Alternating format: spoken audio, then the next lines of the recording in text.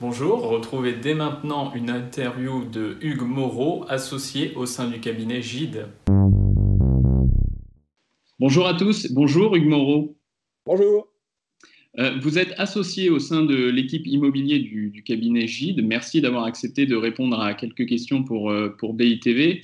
La première question que j'aimerais vous poser, c'est quel est l'impact de ce confinement et des ordonnances qui ont pu être édictées sur les contrats en cours et sur les délais notamment? Comme vous le savez, le pouvoir réglementaire a mis en place un certain nombre de dispositifs pour essayer d'accompagner les acteurs économiques dans le cadre de cette période très particulière. On a d'ailleurs une période que la chancellerie a pu appeler période juridique protégée, qui est une période qui dure pour la durée de l'état d'urgence sanitaire, et elle est prorogée dans un certain nombre de cas, avec deux ordonnances qui intéressent plus particulièrement les acteurs du secteur immobilier.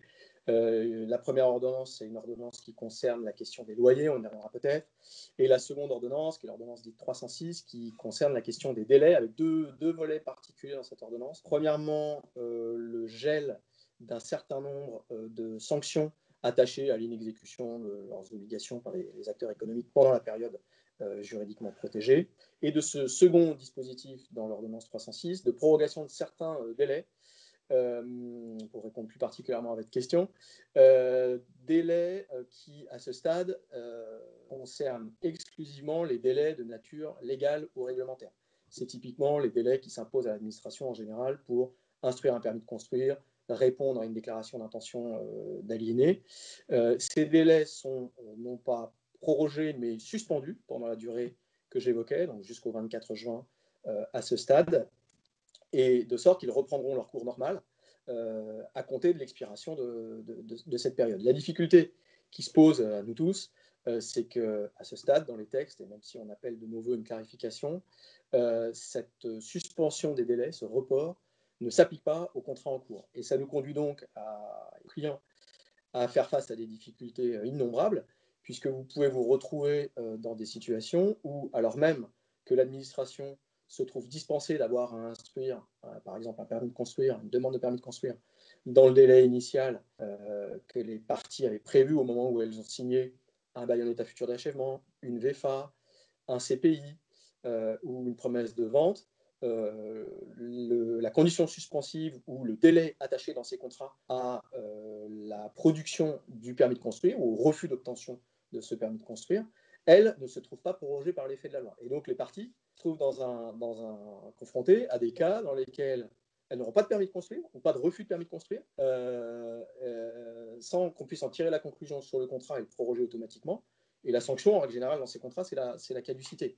Donc, typiquement, dans l'exemple que j'évoquais, si vous avez signé une promesse de vente sous condition suspensive de justification de l'obtention d'un permis de construire, le délai d'obtention de ce permis est reporté et la promesse, elle risque de tomber pendant la période de confinement, ce qui, naturellement, est une situation très, très problématique. Alors, face à cette situation, il y a deux cas.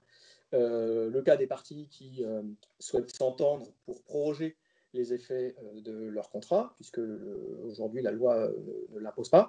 Et là, c'est, on va dire, le bon sens qui préside à leurs échanges et le principe de bonne foi, l'article 1104 du Code civil que tout le monde relie en ce moment, doit à notre sens prévaloir. Et puis il y a les acteurs économiques qui s'arc-boutent derrière le fait que le législateur n'a pas souhaité régir par lui-même la prorogation de ces contrats.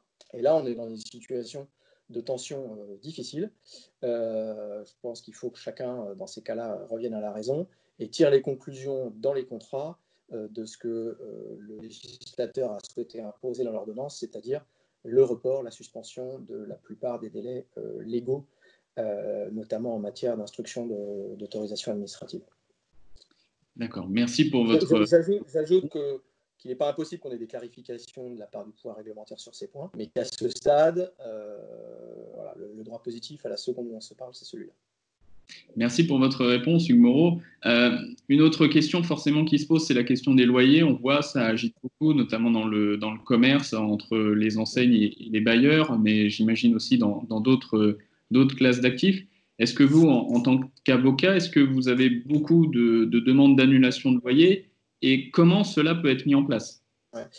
Écoutez, oui, vous le savez, le dispositif qui a été mis en place par l'autre ordonnance que j'évoquais tout à l'heure, l'ordonnance 316, est très limité à ce stade puisqu'il concerne peu d'acteurs, essentiellement les TPE, les PME, et à condition qu'elles soient éligibles au fonds de solidarité et qu'elles y aient opté, il doit être justifié qu'elles ont reçu une confirmation de la part de l'administration qu'elles étaient éligibles. En clair, ce sont des acteurs dont le chiffre d'affaires est inférieur à 1 million d'euros sur le dernier exercice, moins de 10 salariés, moins de 60 millions d'euros de résultats. Également, et c'est parfois oublié, ce dispositif s'applique à ceux des acteurs économiques qui poursuivent leur activité dans le cadre d'un plan de sauvegarde ou de redressement ou de liquidation.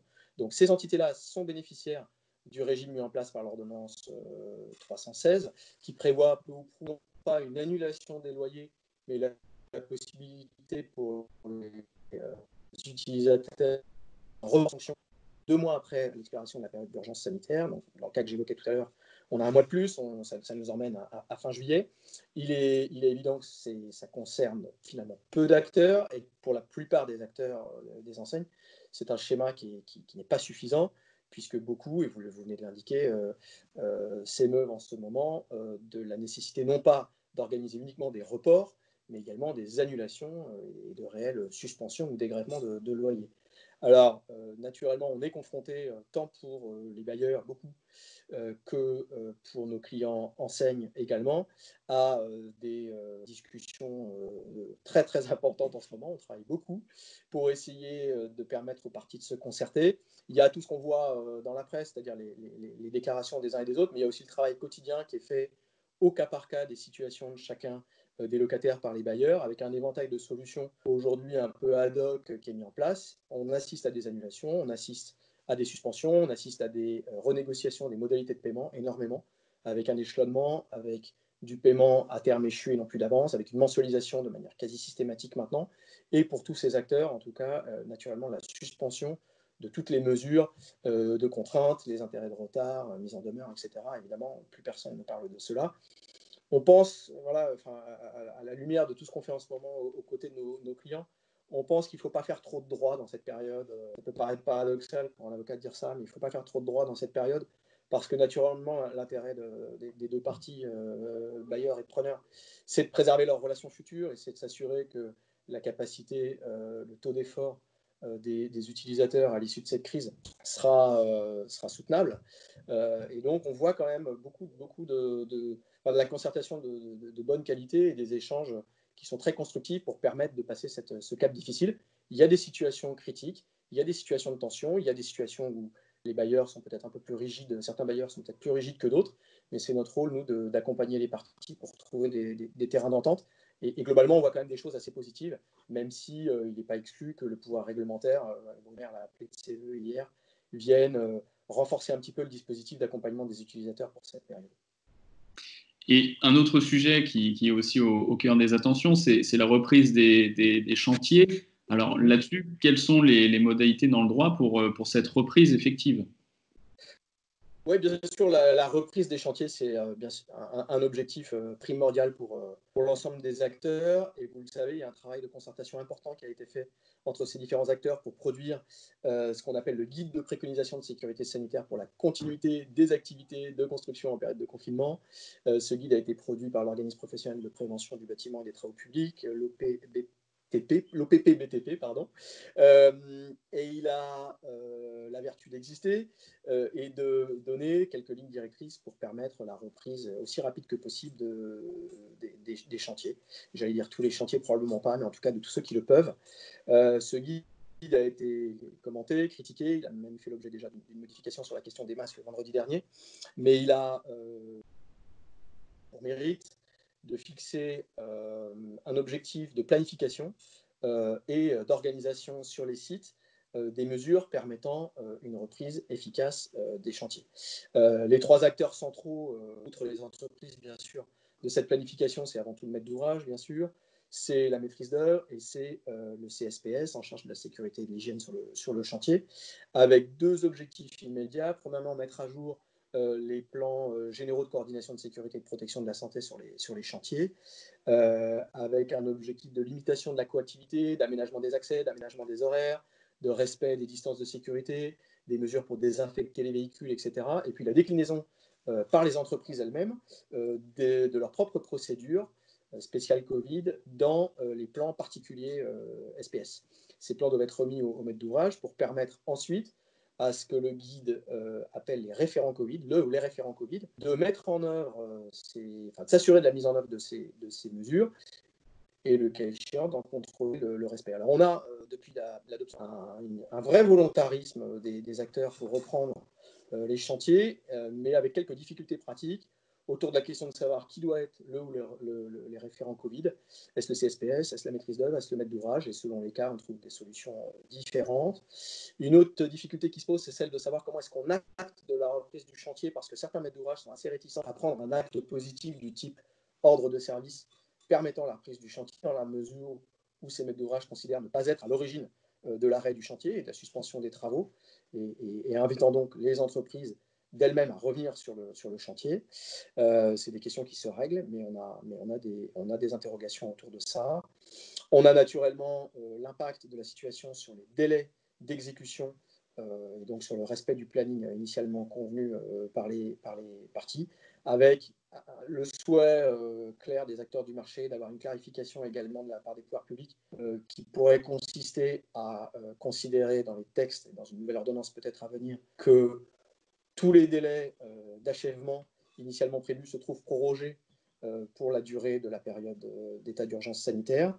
Et puis la dernière question, c'est naturellement l'impact de tout cela sur les coûts de réalisation des travaux, puisque les entreprises vont travailler d'une manière un peu dégradée dans les prochains mois, pour la période de confinement, mais également à l'issue du confinement, puisque si on impose des gestes barrières, notamment des distances de sécurité, moins de monde sur les chantiers, etc., le coût de réalisation des travaux sera plus important.